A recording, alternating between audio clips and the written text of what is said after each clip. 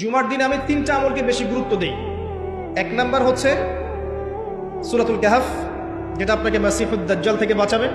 2 number বেশি থেকে বেশি দরুদ পড়া, এই দিন দরুদ পেশ করা হয় নবী সাল্লাল্লাহু আলাইহি ওয়াসাল্লামের কাছে।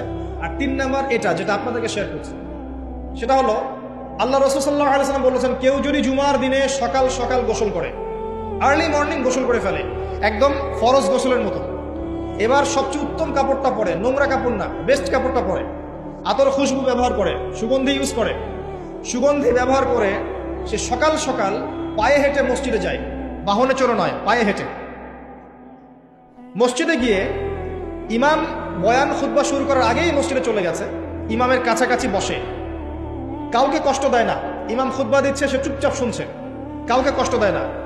এমনকি পাশে কেউ কথা বলে তাকে এতটুকু বলে না চুপ করো, এতটুকু বলে না, চুপচাপ খুতবা শুনে নামাজ পড়ে ইমামের সাথে সালাম ফিরায়।